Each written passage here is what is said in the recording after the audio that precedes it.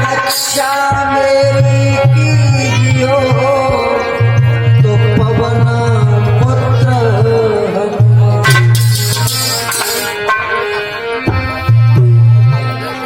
महावीर यंजन सुबन हम धरे आपको ध्यान पवन पुत्र हनुमान को मेरी बारंबार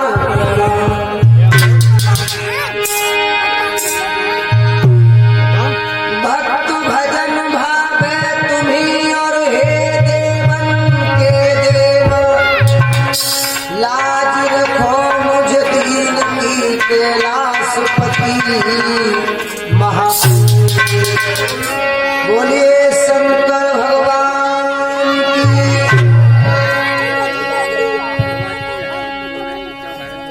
परम आदरणीय उपस्थित हमारे सभी श्रोता बंधु, श्रीमद् भागवत कथा के आराध्य देव भगवान कन्हैया के चरणों में श्रद्धा के सुमन अर्पण करते हुए भगवान की पावन कथाओं की तरफ लेके चलेंगे। तो सर्वप्रथम भगवान कन्हैया के चरणों में श्रद्धा के सुमन।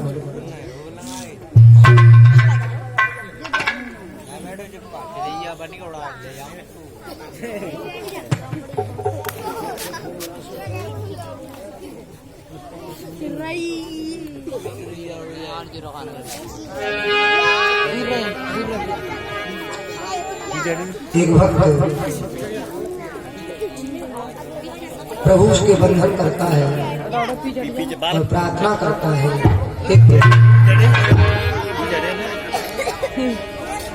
हरि ओरे गिरधारी तेरी आशा लागी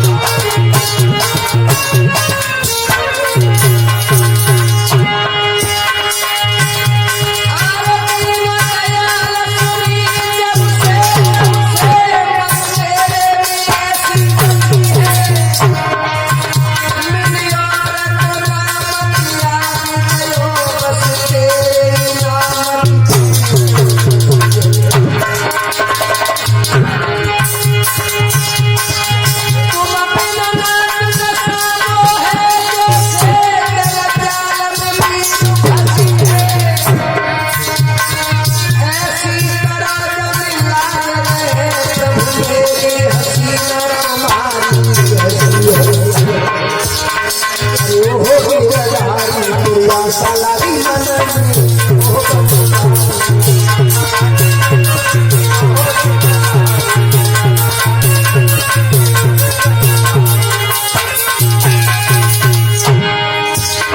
अरे आशा लगी मन में हो आशा लगी मन में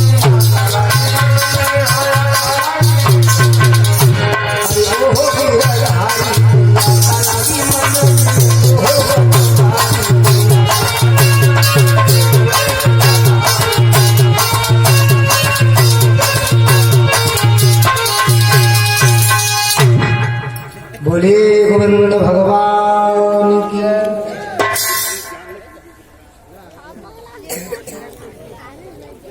प्रातस्मरणीय अर्चनीय वंदनीय पूज्य श्री सद्गुरुदेव जी महाराज के पावन चरणकमल, लताओं पताओं में वास करने वाले सभी देवी देवताओं, मंचासीन सभी देव शक्तियां, दूर दराज से आए हुए उपस्थित हमारे सभी श्रोता बंधु, नौजवान साथी, पिता तुल्य हमारे बुजुर्ग,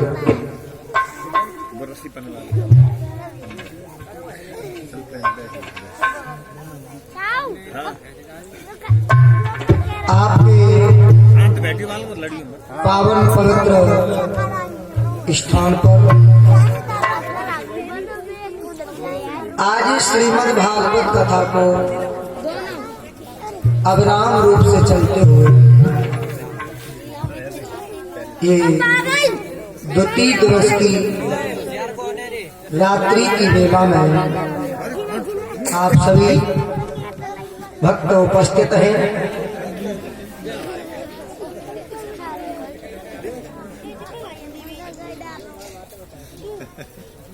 और बड़े ही सौभाग्य की बात है, भगवान की चर्चाएं, भगवान की गाथाएं आप सभी भक्त श्रवण करने के लिए उपस्थित हैं। थोड़ी शांति बनाए रखें और कथा पर आप अपना ध्यान रखें। परीक्षित जी आ गए। श्री सूत जी महाराज सोनका देकर 88,000 ऋषियों के बीच में श्रीमद् भागवत कथा को श्रवण करा रहे हैं।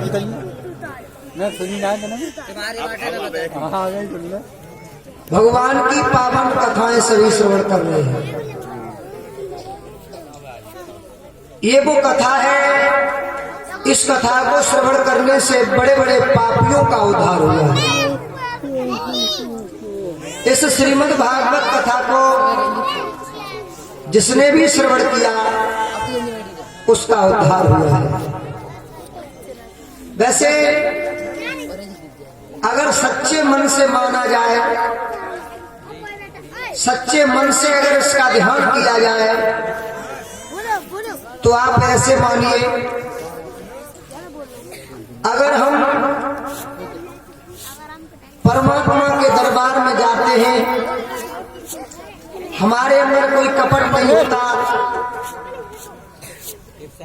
हर बात बताई हुई आपकी समझ में आएगी। कब आएगी?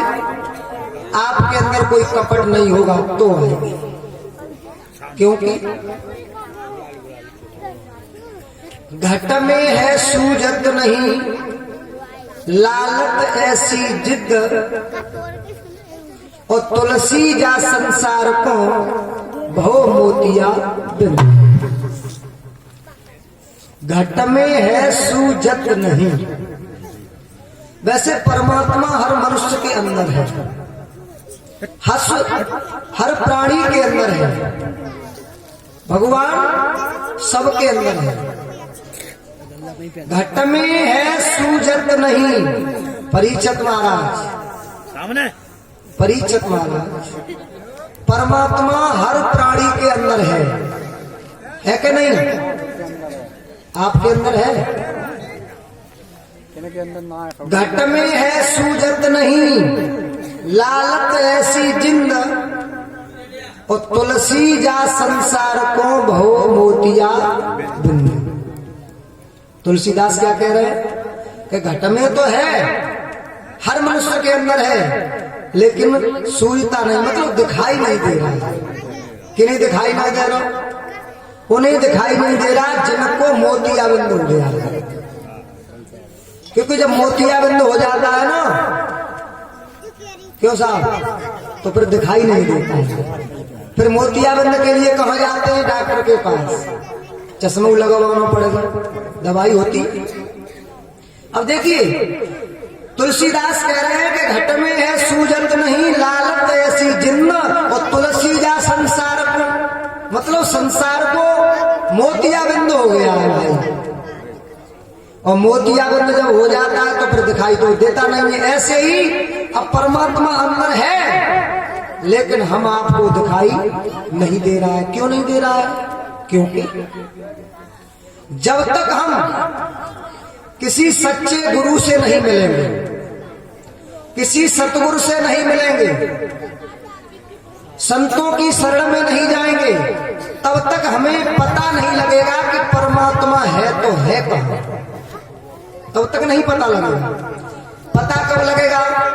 जैसे मोतियाबिंद हो गया तो डॉक्टर के पास जाना पड़ेगा, वो उपाय बताएगा, तभी तो मोतियाबिंद कटेगा। तो देखिए, अगर हम सच्चे वैद्य से मिलेंगे, सच्चे सतगुरु से मिलेंगे, तो आगे क्या लिखा है? अगर सच्चे वैद्य से आप मिलेंगे, सतगुरु पूरे वैद्य हैं। सतगुरु क्या बताए हैं? सतगुरु पूरे वैद्य हैं, अंजन है सत्संग, और ज्ञान सलाई जब लगे तो कटे मोतिया। समझ रहे? सतगुरु पूरे वैद्य हैं। अब हम अपने सतगुरु के पास में जाएंगे, उन्हें जब हम बताएंगे तब वो हमें समझाएंगे कि कहीं भटको मत, घट में है, तुम्हारे अंदर है। और ज्ञान की जब वो सलाई लगाएंगे आंखों में, तो मोतियाबिंद कट जाएगा। तब हमें दिखाई देने लगेगा कि वास्तव में हमारे अंदर परमात्मा है। अब दिखाई बहुतन तो जा सुबह ना दे, तो बीड़ी पी की सब धुआं पहुंच जाए तो सुगंध है गई भगवान, तो कौन तो दिखाई दे जाएगा था। इतनी बीड़ी पी है, सुबह धुआं सब अंदर ही चलो, तो भगवान अब कौन तो दिखाई दे जाए। अब तो भाई तभी दिखाई दे सकते हैं आप किसी सच्चे गुरु से जाकर के मिले, तब दिखाई देंगे।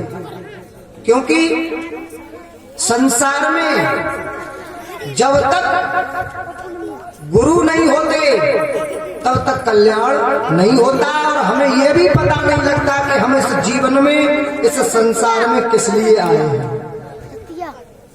क्योंकि ये मन बहुत चंचल होता है परीक्षित महाराज। इसलिए अगर आप मन लगा करके कथा को सुनोगे तो हर बात बताई हुई आपको अच्छी लगेगी और समझ में आएगी। मन, क्योंकि परीक्षित महाराज कान से जालन आर पार छेद होतो है कि ना, और जालन से सुनी, और तुमने जालन को कह देगा निकल जा सीधी, तो फिर नागपुर से वगैरह रुकाई जाए। समझ रहे हो?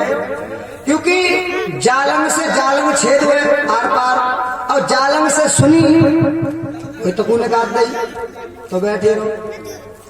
हाँ, देखिए मन का काम क्या होता है? मन का काम होता है ग्रहण करना। मन ग्रहण करता है पहले, अब मन का काम है ग्रहण करना।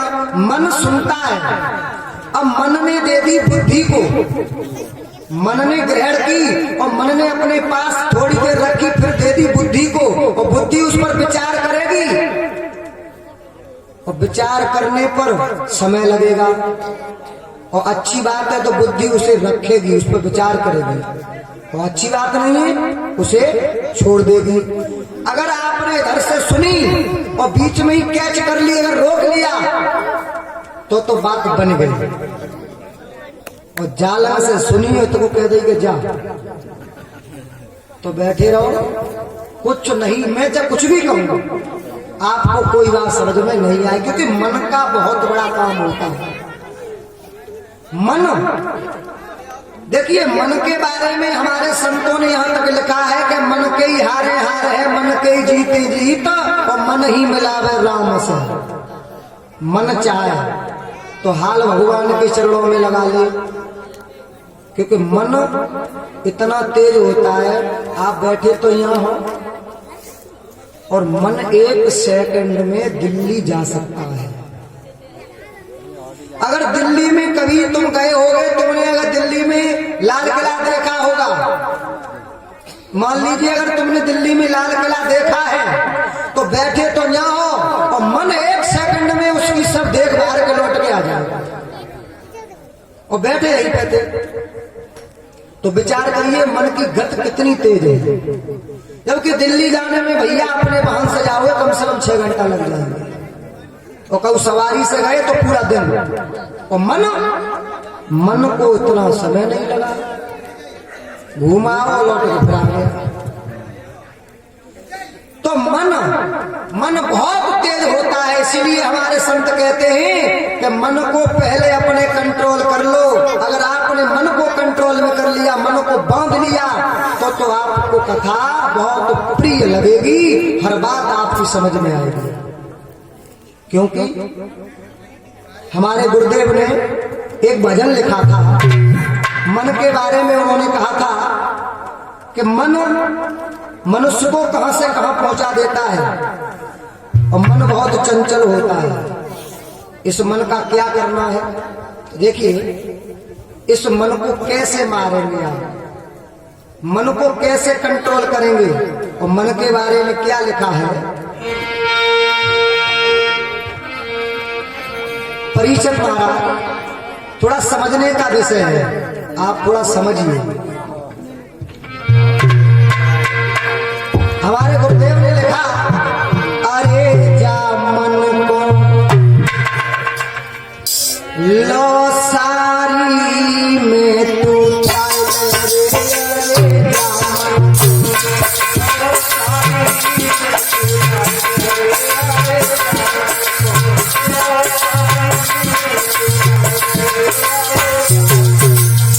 एक शब्द पर ध्यान देना। अरे जामन को लो सारी में तू मेरे, अरे जामन को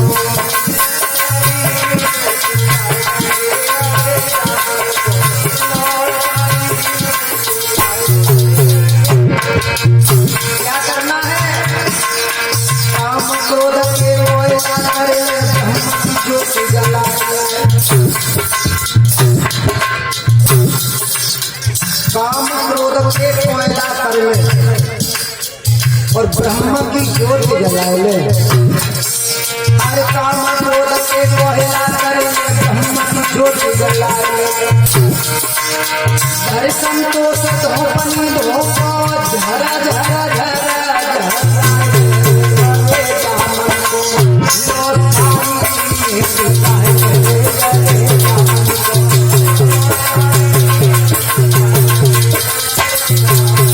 परीक्षक महाराज, आकर संतोष धोपनी धोपो, झरा झरा झरा झरा। लो सारी में सुधाए रे दामन को।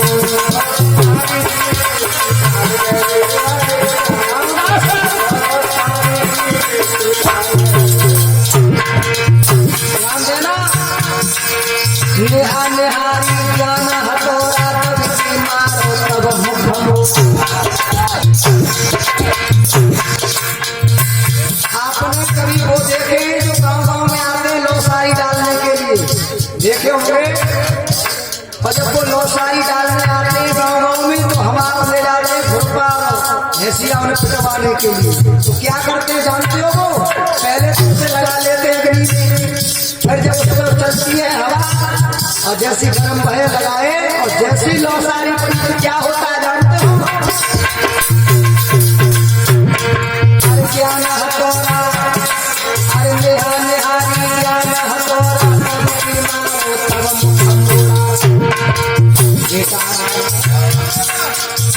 मन की टेढ़ हमें कायल रे अरे जामन लौसारी कायल रे अरे जामन लौसारी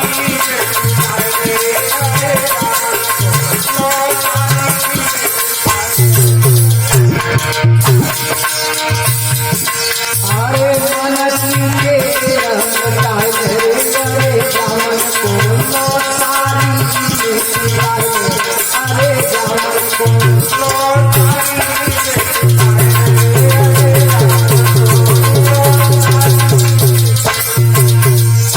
और बेटा ताई तुई की निरमन करे सीत की भूत बुझाए जैसे ही बाप हथौड़ा पड़ता है तो जब वो हथौड़ा पड़ने के बाद पास में पानी रखो तो वो में साध के डाक हो जाते फिर कैसे आवाज होती है? अरे ताए सीत की भूत बुझाए कहता कबीर सुनो भाई साधो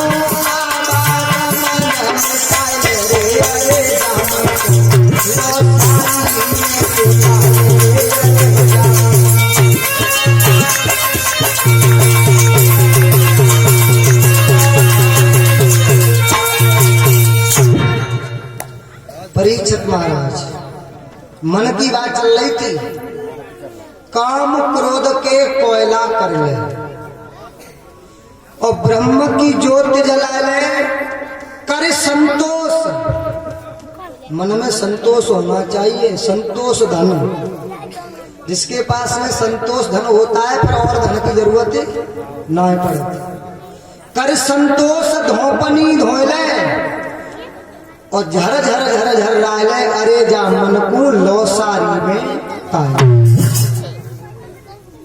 ये हमारे बुजुर्ग बैठे हैं, आप उस बात को समझ रहे होंगे, इन बच्चों के बस की बात ना है। नेह निहारी ज्ञान हथौड़ा, दबकी मारो तब मुख मोड़ा। आपने देखा होगा लोहा कितना टाइट होता है और जैसी अग्नि में डालो निकालो